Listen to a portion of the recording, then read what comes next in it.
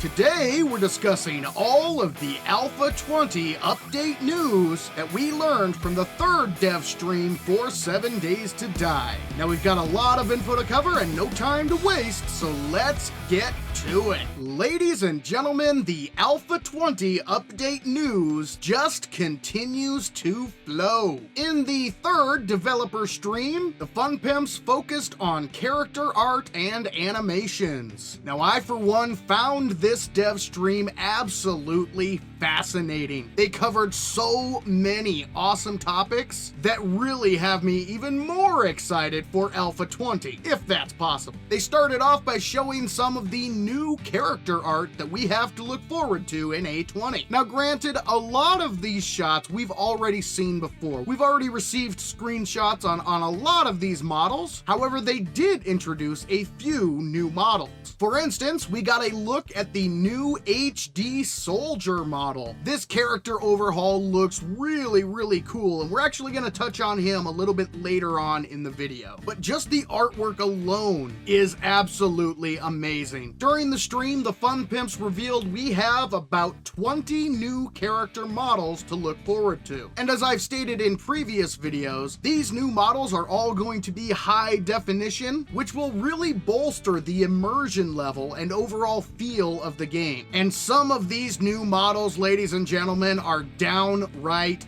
terrifying. Talk about nightmare fuel. For instance, take a look at the new spider zombie. Holy crap, is this dude terrifying. I mean, just picture this. You're walking through a POI at night when it's pitch black dark, when all of a sudden you hear the shriek of the spider zombie and you see this guy coming towards you. Oh man. Oh, it's gonna be awesome, guys. I cannot wait. This is, after all, a zombie survival game. So, of course, there are going to have to be some terrifying elements in order to truly bring this world to life. And some of the new models that they have shown off will do just that. And the character art was only part of the stream. The next section, and if I'm going to be honest, probably my favorite part of this whole stream, focused on animation and special effects. I'm happy to report that the Fun Pimps decided to take the jiggle tech in the right direction, in my humble opinion. No longer is the jiggle tech only going to be focused on certain areas of the female anatomy, let's say. Instead, it's going to be focusing on other areas. For instance, they showed off the brand new lab worker model and showed some of the new animations at work. So the new lab worker zombie has an almost entirely detached hand, as well as a pretty significant wound on the hip. And as you can see by this animation, the jiggle tech has been applied to both the hand and the open wound. You see the hand just kind of limply flopping around, really demonstrating the point that it is barely attached to the rest of the zombie's body. This is a perfect use of the jiggle tech. And you can also see the same thing on the hip wound. They also showcased how the new jiggle tech would be used with this animation of the new soldier model. Not only does the new model tell a story about how this zombie was created, but this animation also shows off the jiggle tech at work. As we can see, not only do the intestines and the innards kind of jiggle, but you also see movement in the clothing as well. That is absolutely awesome. And the jiggle tech was shown off even more with this animation of the new mutated zombie. It is so cool just watching those pustules pulsate. Absolutely awesome. I love the direction that they are moving in. Another area that they touched upon was a new dismemberment system. Now, I must warn you that this is a bit graphic, a bit gory, so if you're squeamish and you're not into gore, I'm gonna give you a little bit of time to look away or turn off the video, just in case you're a little bit squeamish and gore isn't really your thing. So you have been warned. I'm going to get into this in 3,